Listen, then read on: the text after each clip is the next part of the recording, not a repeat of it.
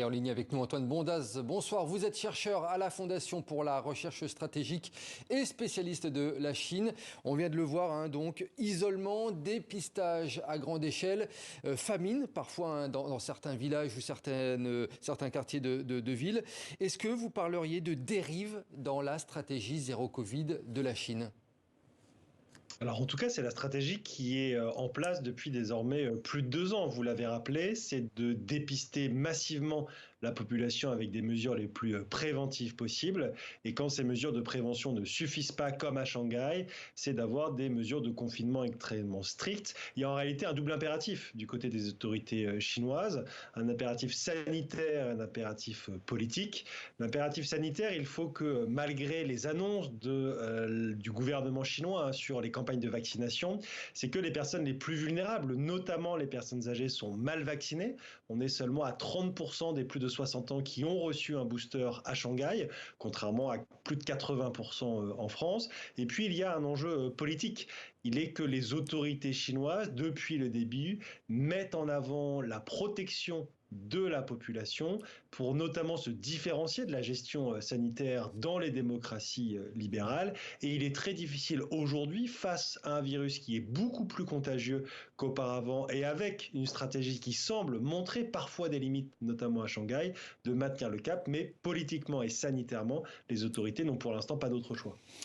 Et justement, ces mesures, elles ne passent pas toujours auprès de la population, Antoine Bondaz, la population qui parfois se rebelle, comme on a pu le voir dans certains reportages.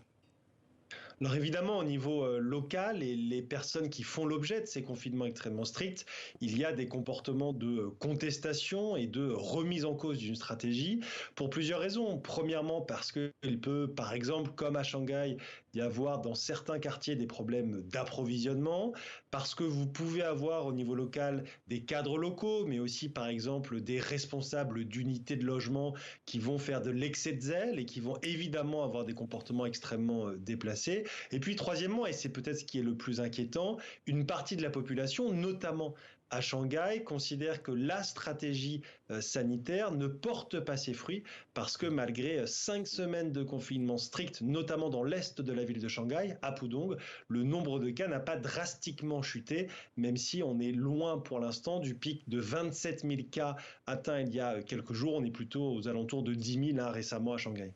Antoine Bondaz, pour conclure, avec cette stratégie, finalement, le président chinois Xi Jinping joue aussi son avenir politique et sa réélection.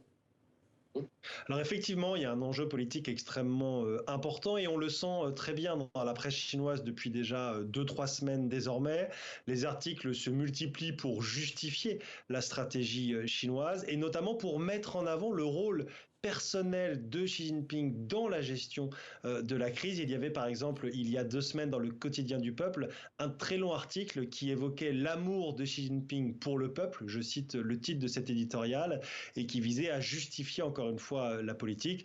Comme vous le savez, il y aura dans quelques mois le 20e congrès du Parti communiste chinois, et s'il y a un ralentissement massif de l'économie, s'il y a une gestion de la pandémie qui ne permet pas de réduire massivement le nombre de cas, alors évidemment, ce sera plus compliqué qu'aujourd'hui pour Xi Jinping, même si on n'a aucune indication pour l'heure de remise en cause de son autorité ou d'un scénario dans lequel Xi Jinping quitterait le pouvoir.